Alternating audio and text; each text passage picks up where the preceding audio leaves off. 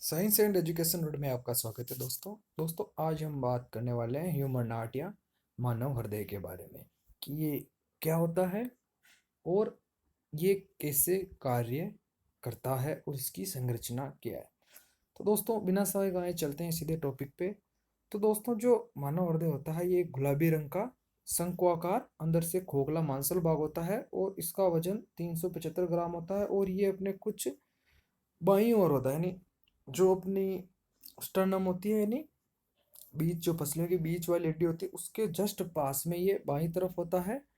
और ये बंद मुट्ठी के आकार का होता है, लगभग 375 ग्राम का, लगभग 18 सेंटीमीटर लंबा, 9 सेंटीमीटर चौड़ा होता है।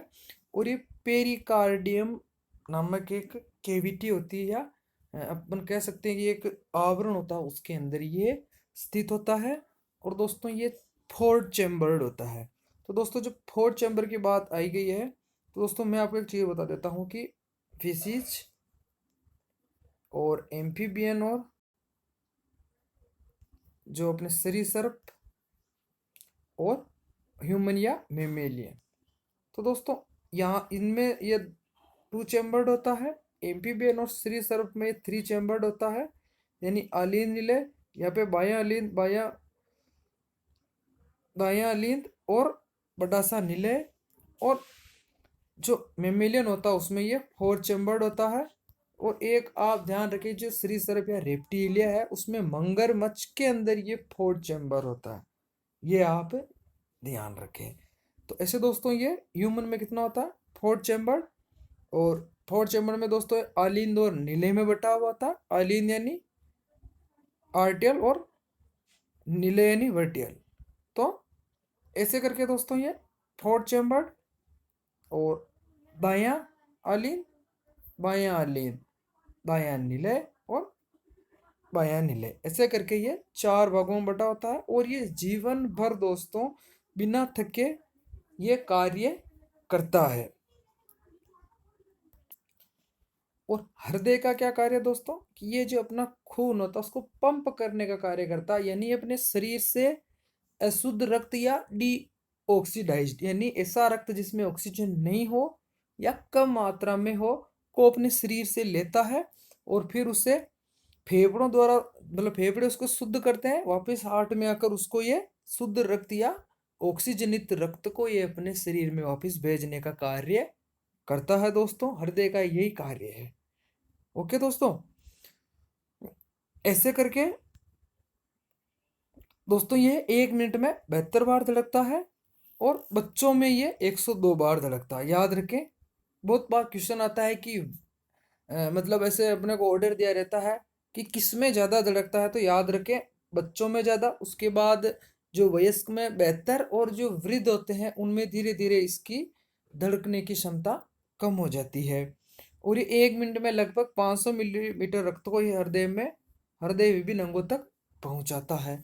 अब दोस्तों जो मेन है वो है इसकी स्ट्रक्चर। तो दोस्तों स्ट्रक्चर पर अपन चलते हैं सीधे। तो पहला तो है कि दोस्तों ये शंकु के आकार का होता है और चार कोष्ठकीय या फोर्थ चैम्बर्ड होता है।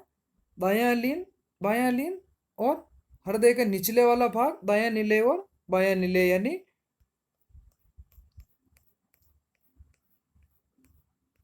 ऐसे। जैसे ये वाला जो हिस्सा है ये आर्ट्रियम, राइट आर्ट्रियम, ये लेफ्ट आर्ट्रियम, ये राइट वर्टिकल और ये लेफ्ट वेंट्रिकल, हो गया ना फोर्थ चैम्बर्ड।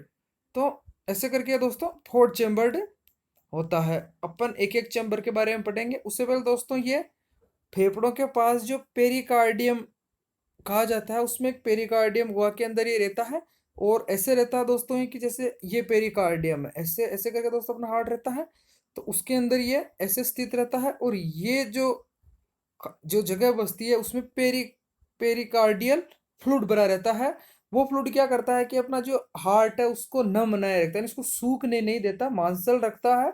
और उसको जब वो दोस्तों जब वो धड़कता है तो वो दोस्तों संकुचन या सिकुड़ता है ऐसे। तो उससे क्या होता है दोस्तों कि घर्षण होता है, तो उस घर्षण को यह जो पेरिकार्डियल फ्लूइड है वो नहीं होने देता है। जो आकुंचन और संकुचन की क्रिया होती है उसमें ये क्या करता है कि घर्षण को कम कर देता है या खत्म कर देता है। अब दोस्तों अपने को पता है कि जो अपन स्तनधारी मेमेलियन है अपना फोर्थ चेम्बर होता है। तो ऊपर के कक्ष क्या कहलाते हैं अलिंद, और नीचे वाले कक्ष क्या कहलाते हैं नीले या वेंट्रिकल, और अलिंद को आर्टिकल। उसके अलावा दोस्तों क्या आती है कोरोनी सल्कस द्वारा अलग। तब कोरोनी सल्कस क्या होता है दोस्तों कि जो मान लो जैसे कि ऐसे करके अपना हार्ट होता है ऐसे करके, ओके। और तो दोस्तों यहाँ पे क्या रहता है कि एक कोरेनियस सर्कस रहता है। इस कोरेनियस सर्कस क्या है ये एक तरह से दीवार दीवार है अलिंद और नीले के बीच में। और यहाँ पे दोस्तों क्या होती है कि कुछ पेशियां या मैं या कह सकता हूँ कि धमनियां और सिराएं होती है जो क्या करती है कि जो अपना हार्ट है उस वो भी तो एक तरह कार्य कर रहा है, तो उसको भी तो ब्लड की आवश्यकता, पंप तो कर ही रहा है लेकिन उसको भी तो ब्लड की आवश्यकता। तो उस ब्लड को मतलब जो उसकी जो सिराएं हैं वेन वेन्स वो तो क्या करती है डिऑक्सीजनेटेड ब्लड को लाती है, और जो आर्टरी है या धमनियां है वो शुद्ध रक्त को हृदय तक के लिए ले जाती है, यानी हृदय के लिए ले जाती है। जो पंपिंग वाला वो फैक्टर अलग है, ओके। तो अब हृदय के दोस्तों कितने कोष्ठ हो गए 4 कोष्ठ हो गए। तो कौन कौन से दायां अलिंद और दायां अलिंद या ऊपरी कक्ष दायां नीले, यानी जो अलिंद के जस्ट नीचे वाला, और बायां अलिंद और बायां नीले, ऐसे करके 4 हो गए। अब इनका एक एक के बारे में पढ़ लेते हैं, इससे अपने को पता भी चल जाएगी कौन सा कार्य कौन सा कर रहा है। तो हृदय के जो दायां अलिंद है इसका क्या कार्य है कि दोस्तों एक होती है पश्च महाशिरा यानी सुपीरियर वेना केव, और पोस्टीरियर वेना केव या इंटीरियर वेना केव, यानी पश्च महाशिरा और ऊपरी महाशिरा। ऊपरी महाशिरा यानी महाशिरा का मतलब वे शिराएं जो पूरे शरीर का अशुद्ध रक्त दाएं अलिंद को लेकर आती है, ओके। यानी दाएं अलिंद में क्या होता है शरीर का अशुद्ध रक्त एकत्रित होता है।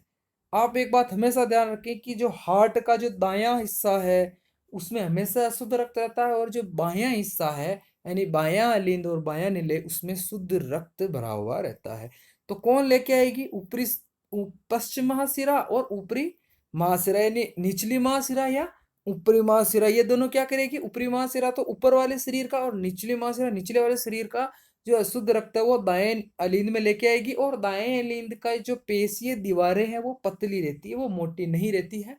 वैसे जो अलिंद है उनकी पेशीय दीवारें मोटी नहीं रहती है, अलिंद सॉरी नीले की ज्यादा मोटी रहती है, क्योंकि वो पंप करने का कार्य करते हैं। जो पंपिंग का कार्य है ना रक्त को वापस धकेलना, उसका कार्य नीले का है। तो नीले की दीवारें मोटी होती है, उसमें भी जो बाएं अलिंद है या फिर बायां नीले है उसकी पेशीय दीवारें सबसे मोटी हुई रहती है। अब पेशीय दीवारें भी 3 परतों की बनी होती है, मैं वो आपको अभी नीचे उसके बारे में बताऊंगा। अब दायां नीले हृदय का दूसरा कक्ष है, और यहाँ पर जो अशुद्ध रक्त है जो पहले अलिंद में आएगा, अलिंद से जस्ट इस निलय में आएगा, और ये निलय क्या करेगा फुफ्फुस धमनियां होती है ना, फुफ्फुस धमनियां के द्वारा याद रखें फुफ्फुस धमनियों के द्वारा अशुद्ध रक्त को ये फेफड़ों में पहुंचाएगा। यानी फेफड़ों में पहुंचाने का कार्य किसका है दाएं निलय का। कौन पहुंचाएगा फुफ्फुसीय धमनी या पल्मोनरी आर्टरी। अब आप सोच रहे हैं कि ये यहाँ पे आप थोड़ा ध्यान रखें अपवाद अपवाद कैसे हैं कि धमनियां हमेशा शुद्ध रक्त ले जाती है, लेकिन धमनियां हम उनको बोलते हैं कि जिनकी दीवारें मोटी होती है और जो गुहा या केविटी होती है वो सक्रिय होती है, वो धमनियां कहलाती है। और सिराएं क्या होती है कि जिनकी दीवार पेशी दीवार थोड़ी पतली होती है और केविटी बड़ी होती है, तो उसको हम सिराएं कहते हैं। दोस्तों यहाँ पे क्या होता है कि जो अशुद्ध रक्त है उसको धीरे धीरे पहुंचाया जाता है, तो इतनी मोटी जो ट्यूब की जरूरत नहीं है, यानी सक्रिय ट्यूब की ही जरूरत है। इसीलिए यहाँ पे सक्रिय ट्यूब वाली या सक्रिय ट्यूब्स होती है। तो अब अपन उनको अपने को परिभाषा के अनुसार हम उनको धमनियां कह रहे हैं, लेकिन ये अपने शरीर के हिसाब से सेट है कि भी यहाँ पर पतली ट्यूब्स ही चाहिए। तो यहाँ पे कौन सी ट्यूब्स है जो सक्रिय है या जिनका व्यास थोड़ा सा कम है, वो वाली ट्यूब्स यहाँ पे स्थित है, जिनको अपन धमनी और सिराओं में अपन ने बांटा लेकिन शरीर के हिसाब से। इसलिए अपवाद ध्यान रखें कि भी क्वेश्चन पूछा जाता है कि कौन सी धमनियां शुद्ध रक्त ले जाती है, तो पल्मोनरी आर्टरी या फुफ्फुसी धमनियां दाएं निलय से अशुद्ध रक्त को फेफड़ों में ले जाती है। ओके,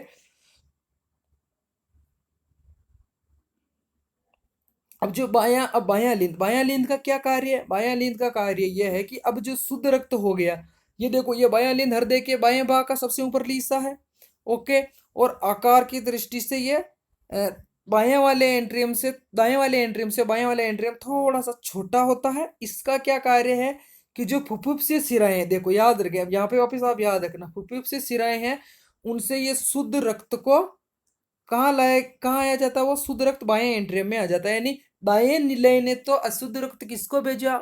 अपने फेफड़ों को, लंग्स को, और उन लंग्स से वापिस फुफ्फुसी सिराएं या पल्मोनरी वेन्स के द्वारा वो शुद्ध रक्त कहाँ लाया गया है? बाएं आलिंद में। मैंने कहा था ना, बायां हिस्सा हार्ट का शुद्ध रक्त रखता है, जबकि दायां हिस्सा अशुद्ध रक्त रखता है। अब क्या होगा कि यहाँ इसके द्वारा भी ये अलग अलग वॉल्व होते हैं, जिनके द्वारा अब ये बाएं निलय में आएगा। अब उन वॉल्स के बारे में भी मैं आपको आगे बताऊंगा। तो अब क्या हुआ कि यहां से ये सारा रक्त कहाँ आ गया? बाएं निलय में। और बाएं निलय की पेशी दीवारें मोटी होती है, और ये क्या करता है बाएं निलय कि यह महाधमनी नामक एक छिद्र होता है। महाधमनी का मतलब हो गया कि भाई, जिस जैसे हो गया ना सुपीरियर वेना केव, वैसे सुपीरियर आर्टरी केव नाम की एक बड़ी सी धमनी होती है, उसके द्वारा ये सारे के सारे जो अपना होता है ना शुद्ध रक्त, उसको वापस अपने शरीर के विभिन्न भागों में पहुंचा देता। तो बायां निलय पहुंचाता है। ओके, आपको चार हिस्सों का कार्य समझ में आ गया? एक बार मैं बता देता हूँ। जैसे ये मान लो फोर्ड चेंबर है, तो यहां से क्या हुआ, पश्चिमा सिरा और अग्रमा सिरा से सारा रक्त कहाँ गया? बायां दायां लींद में। दायां लींद में कहाँ गया ये?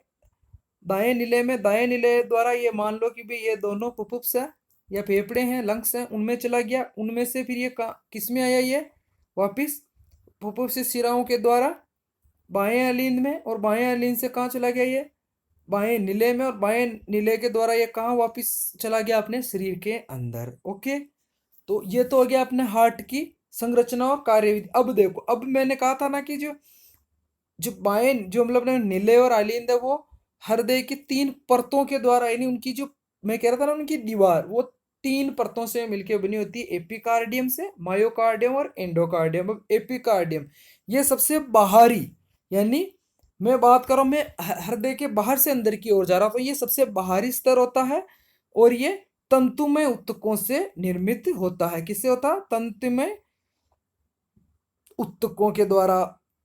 और इसके जस्ट नीचे डायफ्राम लगा हुआ रहता है। अब मायोकार्डियम, मायोकार्डियम क्या होती है? ये बीच वाली होती है, और ये जो विशिष्ट प्रकार की हृदय पेशी, मतलब जो अरेखित और अरेखित जो होती है, जो निरंतर चलने का कार्य करती, उन पेशियों से ये बनी हुई होती है। और ये बाएं निलय में अपेक्षाकृत अधिक मोटी होती है। इस वजह से बायां निलय का मतलब उसकी जो पेशीय दीवार है वो अधिक मोटी होती है। अब बायां निलय का कार्यभार थोड़ा ज्यादा है, क्योंकि उसको सारे ब्लड को जल्दी से अपने शरीर के अंदर पंप करना होता है, इसलिए उसकी दीवार मोटी होती है। एंडोकार्डियम ये सबसे भीतरी दीवार होती है, और ये चपटी कला कोशिकाओं से बनी होती है, यानी ये एपिथेलियम सेल्स से बनी हुई होती है। और इस परत के अंदर हृदय के कक्ष और कपाट रहते हैं। कपाट का मतलब यहाँ वोल्व। अब वोल्व क्या है कि दोस्तों, अपने हृदय के अंदर जैसे अपना हृदय फोर्थ चैम्बर है, फोर्थ चैम्बर है, तो उसके अंदर क्या होता है कि चार कक्ष रहते हैं ना, उसमें चार कक्षों में अलिंद और जो अपना बायां अलिंद और बायां अलिंद और बायां अलिंद के बीच में इंटर ओलिगोरम सेप्टर नाम का एक अपन बोलते हैं कपाट होता है। और इस कपाट के ऊपर एक फोसा एविलस नामक संरचना, एक गड्ढा होता है, जिसका कार्य जब मनुष्य भ्रूण अवस्था में होता है तब ब्लड पंपिंग करने का उसका कार्य होता है। कभी कभी जब शिशु पैदा होता है उसके बाद भी ये कार्य करता रहता है, तो उस शिशु का जो शरीर का रंग वो नीला पड़ जाता है, क्योंकि ये उतना मतलब ये सिर्फ मतलब गर्भावस्था में ही अच्छी तरह से कार्य करता है। भ्रूण जब शिशु बन जाता है और माँ के मतलब उसको बाहर जन्म दे देता, भी इतना अच्छे से कार्य नहीं कर पाता है। तब ये कार्य करता ही रहता है, तो उसका शरीर नीला पड़ जाता है, क्योंकि ये शुद्ध और अशुद्ध रक्त को इतनी अच्छी तरह से कार्य नहीं कर सकता। अब दोस्तों, दाएं आलीन में अग्रमाशिरा, पश्चिमाशिरा व कोरोनी साइरस के द्वारा रुधिर लाया जाता है। मैंने आपको पहले ही बताया था ना कि भाई जो ये वेना, सुपीरियर वेना केव और इंफीरियर वेना केव, ये तो शरीर का रक्त लाती है, और ये कोरोनरी साइनस हृदय का रक्त है उसको लेकर आती है। तो अब क्या होता है कि जो ये कोरोनरी साइनस है ना, इस पर तो कोरोनरी वॉल्व स्थित होते हैं, और जो अपनी वेना केव है ना, इनके ऊपर यूस्टेकियन कपाट होते हैं। आपको बस इनके नाम याद है। कपाट का बोले क्या होता है, एक तरह से ढक्कन टाइप के होते हैं कि भाई ये क्या करते हैं, वापस रक्त को नहीं जाए। जैसे ही अशुद्ध रक्त आया अपने शरीर के अंदर, और ये बंद हो जाएगी ताकि वो ब्लड वापस शरीर के अंदर ना जाए। बस इस इनका यही कार्य होता है, ये वापस नहीं, ब्लड को वापस नहीं जाने। सारे कपाट का काम ये होता है कि ये जिस अंग से लिया जाता है उसमें वापस नहीं जाने देते। अब बायां अलीन में क्या होता है कि जो बायां अलीन, मैंने कहा ना कि वो क्या करता है कि इसके अंदर जो अग्रमाशिरा व पश्चिमाशिरा के मुख पे कपाट नहीं होते, यानी क्या होता है कि वो तिरछी होती है ताकि वो ब्लड वापस उसमें नहीं जाए। अब इनके अलावा क्या होते हैं कि जो मैंने कहा था ना कि नीले और अलीन, इनके बीच में कपाट होते हैं, तो कौन कौन से होते हैं उसके बारे में एक बार जान लेते हैं। ओके, फिर उसके बाद अपन इस डायग्राम के सहायता से जानेंगे कि कैसे कार्य करता है हार्ट। तो जो दायां अलींद व दायां नीले, ओके ऐसे हो गया ना भाई, दायां अलींद और ये दायां ये नीले, इसको बोल दो दायां अलींद, ठीक है। और ये बायां अलींद, और ये दायां नीले और बायां। तो यहाँ पे एक वॉल होता है, उसको बोलते हैं ट्राइकप्सिड वॉल। ट्राइकप्सिड वॉल क्या होता है कि ये दायां अलींद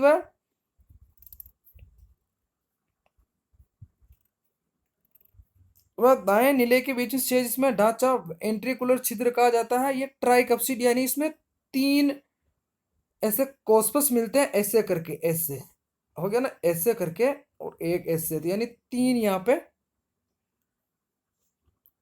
कपाट टाइप के हो गए, 3 किवाड़ टाइप के उसमें लगे हुए होते हैं।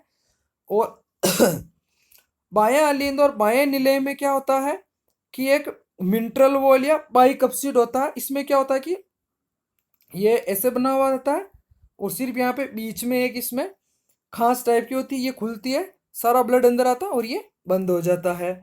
उनके अलावा क्या होते हैं कि जो उनके अलावा क्या होते हैं कि जैसे मैंने कहा था ना कि भाई जैसे ब्लड एक बार तो क्या हुआ कि फुफ्फुस से ध्वनि द्वारा कहाँ चला गया, फेफड़ों में, लंग्स में। तो उनके भी कुछ, उनके ऊपर भी वॉल्व होते हैं दोनों ही पे, फुफ्फुस ये मतलब अपनी पल्मोनरी आर्टरी पल्मोनरी वेन पे, तो उनको हम पल्मोनरी वॉल्व बोलते हैं। इनका सबका एक ही कार्य होता है कि मतलब जैसे दाएं नीले में वापस ब्लड को नहीं आने देगा, और इधर से बाएं आलिंद में वापस ब्लड, बाएं आलिंद से वापस ब्लड को अपने लंग्स में नहीं जाने देगा। यही इनका कार्य होता है। तो अब देखो, ये तो हो गया कि भाई कौन कौन से हो गए, मतलब उसमें देखो अपने हार्ट में 4 तो चेंबर हो गए, दाया दायां अलीन दायां नीले, बायां अलीन बायां नीले, और इनकी पे से 3 हो गई, एपिकार्डियम, मायोकार्डियम, एंडोकार्डियम। और इनके 3 इन पे क्या हो गए, जो अपन बोलते हैं ना वोल्व, ट्राइकप्सिड वोल्व, बाएं दाएं अलिंद और दाएं नीले के बीच में, और बाइकप्सिड वोल्व दाएं अलिंद व दाएं नीले के बीच में, और पल्मोनरी वोल्व पल्मोनरी सिरा और पल्मोनरी धमनी के बीच में। ऐसे करके ये हो गया इसका पूरा संरचना। अब ये कार्य कैसे करता है देखो, अब ये कार्य कैसे करता है कि सबसे पहले क्या होगा कि जो यहां से समझते हैं इसको। और एक और बात कि अपना जो मानव का जो परिसंचरण तंत्र, उसको दोहरा परिसंचरण कहते हैं। वो भी क्यों कहते हैं बताओ, देख ये कार्य कैसे करता है। यहां से सारा ब्लड क्या होगा कि ये जो इंफीरियर वेना केव है, ये वाली और ये वाली, इसके द्वारा क्या होगा कि ब्लड कहाँ पे लाया जाएगा, दाएं नीले में। फिर क्या होगा कि दाएं नीले दाएं आलिंद में, फिर दाएं नीले से दाएं आलिंद में आएगा। दाएं आलिंद के द्वारा वो क्या होगा कि जो वेसल, मतलब यहाँ पे पल्मोनरी आर्टरी द्वारा यहाँ पे पहुंचाया जाएगा। फिर यहाँ से शुद्ध रक्त को वापस पल्मोनरी वेंस के द्वारा ये राइट वाले अलीन में पहुंचाया जाए, सॉरी लेफ्ट वाले अलीन में पहुंचाया जाएगा, और लेफ्ट वाले अलीन से फिर ये बाइकप्सिड वॉल्व से बाएं अलिंद में आ जाएगा और वहां से सीधा ये अपने जो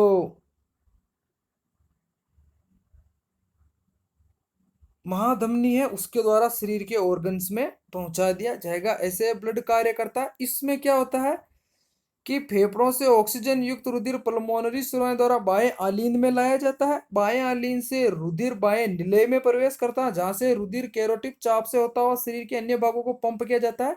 यह पूरी क्रिया एक हृदय स्पंदन के समय पूरी होती है। इस चक्र में रुधिर 2 बार हृदय से गुजरता है। देखो 2 बार हृदय से कैसा गुजरा, एक बार तो फुफ्फुस के मतलब महाशिराओं के द्वारा अंदर आया, फिर वापस फेफड़ों में गया, फिर फेफड़ों से गया, फिर हार्ट में और फिर अपने ऑर्गन्स में गया। तो कितनी बार उसका परिसंचरण हो गया, कितनी सर्कुलेशन, 2 बार हो गया। इसीलिए इसको डबल सर्कुलेशन कहा जाता है। ये बात हमेशा क्यों कहा जाता है, क्योंकि 2 बार हृदय से होके गुजरा। यानी सीधा सीधा मैं आपको बता दूं कि भाई जैसे ये है, मतलब पहले यहाँ ब्लड आया, यहाँ से फिर ये राइट वेंट्रिकल में गया, यहाँ से ये सीधा कहाँ गया, लंग्स में, फिर इन पल्मोनरी वेन्स के द्वारा फिर से कहाँ आया, हार्ट में, और हार्ट में मतलब लेफ्ट आर्ट्रियम में, फिर लेफ्ट वेंट्रिकल के द्वारा ये अपने शरीर के विभिन्न ये यहाँ से अंगों में पहुंचा दिया गया इस एरोटा के द्वारा। ओके, अब तो कितनी बार हार्ट में आया, 2 बार। इसीलिए इसको अपन डबल सर्कुलेशन या दोहरा परिसंचरण तंत्र कहते हैं। ये अधिकतर एग्जाम में पूछते हैं, आप याद रखें। अब दोस्तों ये तो हो गया कि भाई अब एक हृदय चक्र क्या होता है उसके बारे में जान लेते हैं। तो हृदय चक्र में क्या होता है कि एक तो होता है अनुशीतलन, यानी जब जैसे ब्लड उसके अंदर, मतलब हृदय चक्र में क्या होता है कि देखो सीधा सीधा हृदय चक्र में आपको यहाँ बता देता हूँ कि मान लो ये अपना अपना फोर्थ चैम्बर्ड हार्ट है। तो सबसे पहले यहाँ पे आया, तो यहाँ से कहाँ गया ये, मतलब दाएं अलिंद में आया, फिर दाएं नीले में गया, दाएं नीले से लंग्स में गया, लंग्स के द्वारा फिर ये कहाँ गया, दाएं वापिस बाएं अलिंद में आया, फिर बाएं नीले में गया। तो इसको एक हृदय चक्र बोलते हैं। इसमें क्या होता है कि जब ये अपना शरीर मतलब संकुचन होता है तब लब की ध्वनि उत्पन्न होती है, और जब वापिस शीतलन होता है तब डप की ध्वनि उत्पन्न होती है। लब और डप जो अपन स्टेथोस्कोप लगाते हैं ना डॉक्टर, उस समय सुनाई देती है। और ये किसके द्वारा इस सब का नियंत्रण होता है, मेडुला ओम्लोगेटा द्वारा। और जो अपनी एंड्रल ग्लैंड होती है उसमें से जो एनिफ्रिन जो हार्मोन होता है, यानी एड्रिनल हार्मोन, उसके द्वारा इसका नियंत्रण होता है। ओके, तो इस प्रकार दोस्तों अपना हार्ट कंप्लीट होता है। ओके, और हार्ट ऐसा है जो भ्रूण अवस्था से ही धड़कना शुरू होता है, जो मृत्यु पर्यंत ये धड़कता रहता है। दोस्तों अगर आपको मेरा ये वीडियो पसंद आया तो आप इसको लाइक करें, अधिक से अधिक शेयर करें, और दोस्तों यार सब्सक्राइब जरूर करें, और अधिक से अधिक इसको आप शेयर करें। थैंक यू दोस्तों।